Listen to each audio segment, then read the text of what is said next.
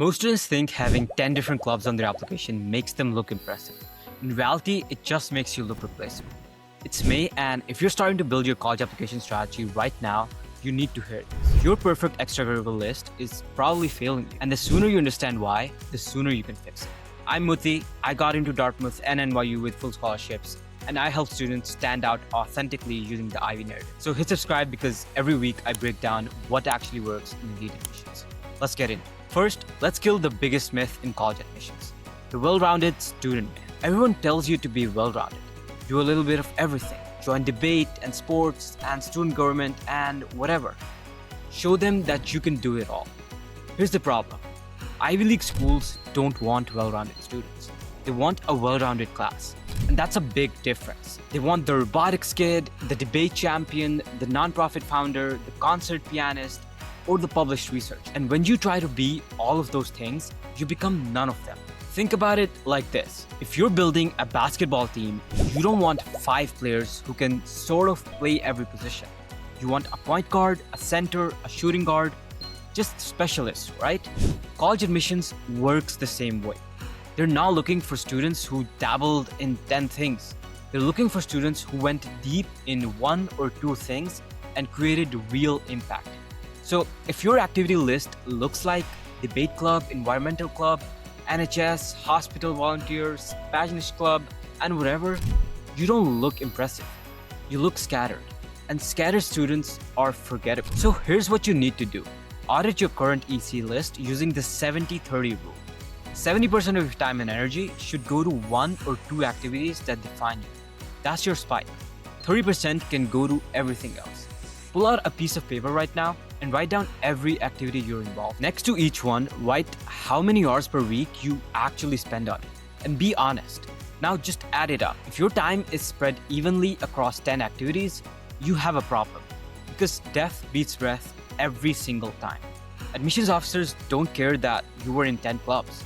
They care what you accomplished in those clubs. And if you're spreading yourself thin, you're not accomplishing anything significant anywhere. So here's the question you need to ask.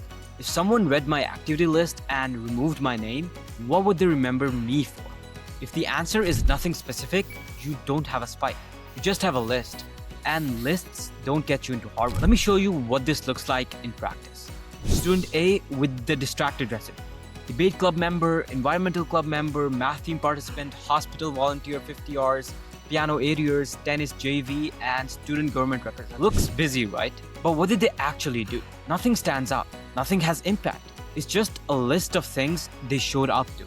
Now look at student B, the specialized resume. Founded coding nonprofit teaching underprivileged middle schoolers.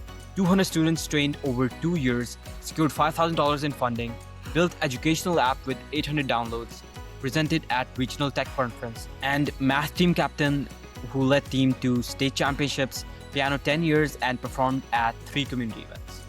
See the difference? Student A participated in everything, whereas student B built something real in one area and supported it with related activities. Student A looks like they're trying to impress colleges. Student B looks like they're genuinely passionate about something. Which one do you think gets into Stanford? And look, if you're realizing your activity list looks more like student A and you don't know how to fix it, that's exactly what we work on in strategy sessions. So book a call, link below. Now, here's the part that makes students nervous. Calculated quitting. You need to strategically drop activities that aren't serving your narrative. And I know what you're thinking. Won't that make me look like a quitter? No, it'll just make you look focused. And here's how you do it. Look at your activity list and identify the 3 to 5 activities that don't connect to your spike. Maybe you joined Spanish club freshman year because your friend was there. Maybe you're still doing hospital volunteering even though you're not interested in medicine. Just drop them. Not all at once and not abruptly, but intentionally. If you're a junior right now, you have the summer to make this shift. By the time you're filling out applications senior year, you can honestly say, I focused on X because that's where I could create the most impact. Colleges don't penalize focus. They actually reward it. But here's the key. You can't just quit things and do nothing. You need to reinvest that time into your spike. If you drop 3 clubs, that's 6 to 9 hours per week you just freed up. Put that into building something real in your main activity.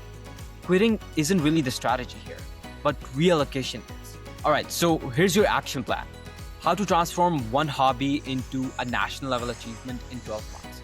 Step one, you need to pick your spike. Look at your current activities. Which one do you actually care about? Which one could you see yourself building something real around? Now what looks good, but what feels true to yourself? Step two, define measurable impact.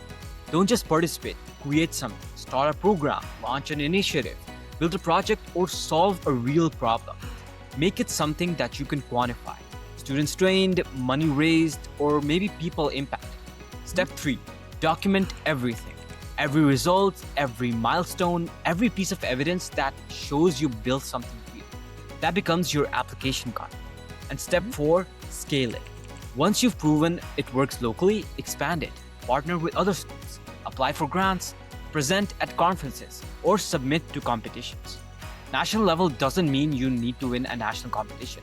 It means your impact extends beyond your immediate community. And step five, drop the distractions. Everything that doesn't support your spike or add meaningful dimension, just let it go. You don't need 10 clubs, you need 2 or 3 activities that tell one coherent story. And if you want help identifying your spike, building measurable impact, and creating a 12-month plan to go from local to national level, that's what we do in the Ivy Narrative. So book a call, the link is below. All right, so let's bring this all together. Your perfect EC list is failing you because it makes you look replaceable.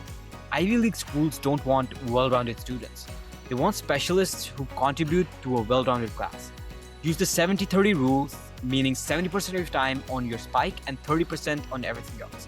Depth beats breadth, so one real achievement beats 10 memberships, and strategically quit activities that don't serve your narrative, and reinvest that time into building something. And lastly, transform one hobby into national level impact in 12 months by creating measurable results and scaling beyond your immediate community. If you want personalized help building your spike and creating a strategic extracurricular plan, book a call with me, a link is in the description below. Make sure you hit subscribe because next week I'm breaking down real activity lists from accepted students so you can see exactly what this looks like in practice. Stop trying to impress colleges with quantity, just impress them with your depth. And let's get to work.